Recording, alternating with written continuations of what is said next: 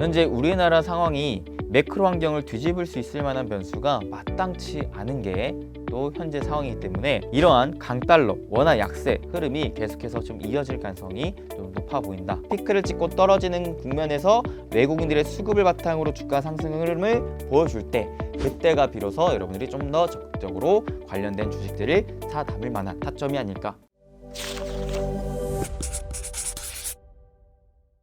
오늘의 주제는 뭐예요? 네, 오늘의 주제는 과거 외환위기 때와 금융위기 때 환율이 1,400원대 위로 치솟았던 흐름이 나왔었는데, 최근에 그런 흐름이 다시금 13년 만에 나오고 있는지라 이로 인해서 외국인들의 자금이 국내 시장에서 빠르게 이탈하고 있는 상황입니다. 즉 앞으로의 환율 방향과 그에 따른 좀 매매 전략, 그리고 그 와중에 좀 수혜를 받을 수 있을 만한 주식은 또 어떤 주식들이 있는지 한번 낱낱이 파헤쳐보는 시간을 마련해 보도록 했습니다. 자, 환율은 이 원화 대비 달러의 가치가 얼마나 지금 평가가 되고 있느냐인데, 환율이 올라간다는 것은 기본적으로 원화 대비 달러가 강세를 보이고 있다는 것을 의미를 합니다. 자, 그러면 왜 원화 대비 지금 달러가 강세를 보이고 있느냐? 첫 번째, 기준금리의 차이입니다. 자, 코로나 이후 우리나라 기준금리가 미국의 기준금리보다 높아 있었던 상황이었는데, 최근에 연준이 무려 3차례 연속적으로 자이언트 스텝을 하면서 한 번에 0.75씩 가파르게 금리 인상을 했습니다. 근데 그에 비해서 우리나라는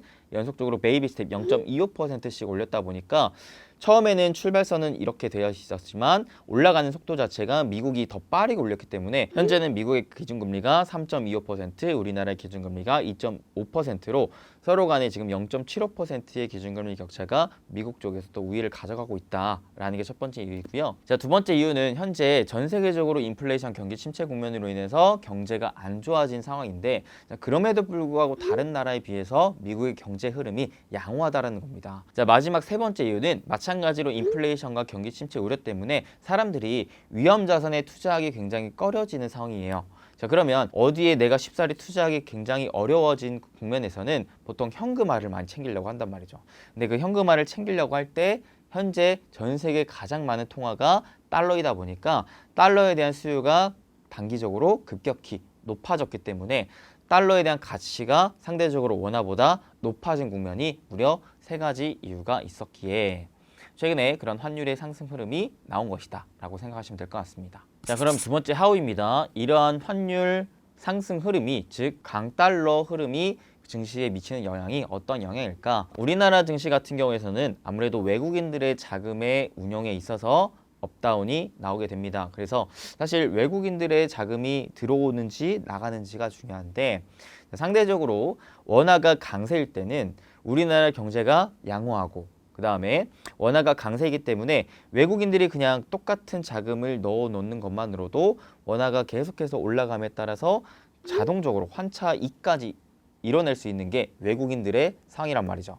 근데 현재 반대로 지금 원화가 약세면서 달러가 강세이기 때문에 그냥 우리나라의 주식을 사 놓는 것만으로 주식이 그냥 상승이나 하락이 안 나온 채 그대로 가만히만 있다 하더라도 외국인들 입장에서는 어떠냐면, 달러가 강세화를 보이고 있다 보니까 점점 우리나라에 투자를 한 것만으로도 손해를 보는 흐름이 나올 수 있다는 것이죠.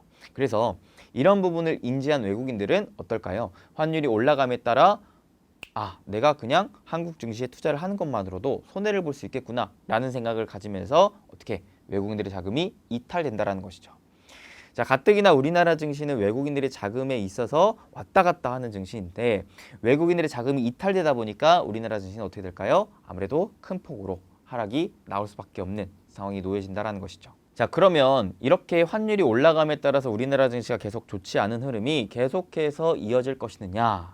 아무래도 단기적으로는 그 흐름이 이어질 가능성이 높다라고 보여지는 게, 그 달러와 이외의 강세를 보인 요인들이 현재로서 좀 부재한 상황입니다. 자, 무슨 말이냐면 현재 연준의 그런 강력한 물가 안정 의지로 인한 자이언트 스텝, 즉 금리를 가파르게 더 많이 올릴 것이다라는 의지가 여전히 남아있는 상황에서 지금 러시아 우크라이나 전쟁 역시도 불확실성이 더욱더 커져가고 있는 상황이죠. 그러다 보니까 사람들이 어떻게 해요? 안전자산으로 회귀하려고 하는 습성이 더 강해진다는 것이고, 여기에 일본 중앙은행의 확고한 완화적 스탠스로 자금이 지금 미국의 달러화 쪽으로 쏠릴 수밖에 없는 상황이 계속해서 이어지고 있는 게 더 큰 문제라고 볼 수가 있겠습니다. 자, 여기에 또 우리나라 경제는 또 어떻습니까? 지금 중국과 미국 사이에 껴있는 입장에서 경제에 대한 불확실성이 우리나라가 또 커져가고 있는 상황이고, 현재 우리나라 상황이 매크로 환경을 뒤집을 수 있을 만한 변수가 마땅치 않은 게 또 현재 상황이기 때문에 이러한 강달러, 원화 약세 흐름이 계속해서 좀 이어질 가능성이 좀 높아 보인다라고 볼 수가 있겠죠. 즉 환율의 상승으로 인한 우리나라 증시의 하락이 더 앞으로 이어질 가능성이 높다. 그러니까 우리 여러분들 가장 첫 번째 뭘 하셔야겠습니까? 더 늦기 전에 웬만하면 무리하지 마시고 매매 자체를 좀 자제하시면서 현금화의 중요성을 계속해서 인지를 하고 있는 게 좋겠다라고 좀 말씀드릴 수가 있겠죠. 자, 이는 진짜 1년 전부터 계속 저희 채널에서 강조를 드려왔던 바 있었기 때문에 저희 채널의 구독자 여러분들은 이미 어느 정도의 현금을 확보해 놓으셨을 거라 좀 생각을 합니다. 자, 그럼 이런 상황에서 단기적으로 환율을 잡으려면 어떠한 움직임이 좀 나와야 될까요? 우리나라 입장에서 가장 대표적으로 우리가 좀 주목을 하셔야 되고 기대를 하셔야 될 건 다가오는 한국의 금통입니다. 자, 아까 이 환율이 올라가는 크게 세 가지 이유 중에서 첫 번째 말씀드렸던 게 우리나라 기준금리와 미국의 기준금리의 이 격차에 따라서 나오고 있다라고 말씀드렸기 때문에 우리나라의 기준금리를 지금 현재 미국의 기준금리와 어느 정도는 키높이를 맞추기 위해서 기존의 베이비 스텝이 아닌 빅 스텝 이상의 기준금리 인상을 하는 발표가 나온다면 단기적으로는 이 미국과 우리나라의 기준금리 격차가 좁혀지면서 아무래도 환율의 상승 흐름을 단기간 좀 억제시킬 수 있을 만한 요인이 될 수 있지 않을까 좀 기대를 할 수가 있겠죠. 근데 다만 우리나라의 금통위는 지금 10일 더 넘게 남아 있습니다. 즉 무슨 말이느냐, 아무래도 10월 초중순까지는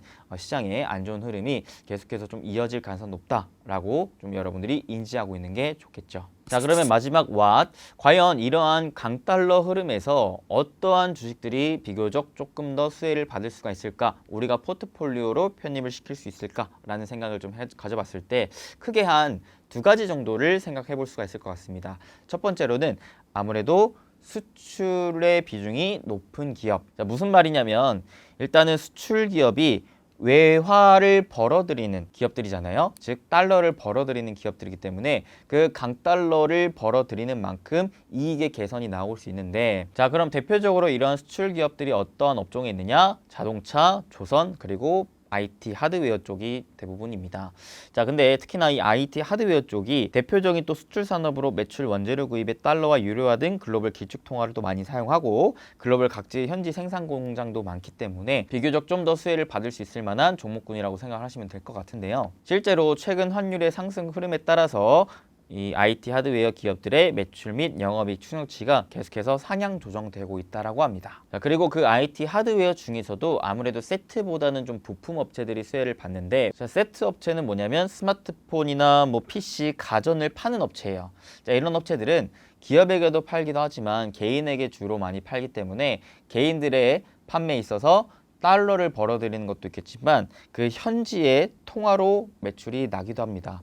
그러다 보니까 직접적으로 달러를 벌어들이는 것이 조금 덜할 수가 있지만, 그와 반대로 부품업체들은 아무래도 개인보다는 주요 글로벌 세트 업체들, 즉 기업들에게 거래를 하는 기업들이기 때문에 어찌 보면은 달러를 더 많이 벌어들일 수 있을 만한 업체가 바로 이 부품업체다라고 생각하시면 될 것 같습니다. 대표적으로 우리나라의 IT 부품업체들은 또 어느 쪽에 맞느냐? 바로 반도체, 2차전지, 디스플레이 쪽이 또 대표적일 수가 있는데요. 그 중에서도 아무래도 이 환율이 올라감에 따라서 추정 영업이익이 더 높게 형성이 되는 대표적인 기업들이 뭐가 있냐면 크게 LG 에너지 솔루션, 그 다음에 LG 노텍, 그 다음에 SK 하이닉스, 그다음에 LG 디스플레이 이 정도가 있습니다. 자, 그럼 이러한 기업들에 지금 당장 투자를 하는 게 좋을까요? 그거는 아닙니다. 왜냐하면 기업들은 이익을 막 많이 벌게 될 거예요. 하지만 무엇은 증시는 외국인들의 자금이 쫙쫙쫙쫙 환율의 상승 흐름에 따라서 이탈되게 됩니다. 여러분이 항상 아셔야 될 게 아무리 좋은 기업이라도, 아무리 매출이 잘 나는 기업이라도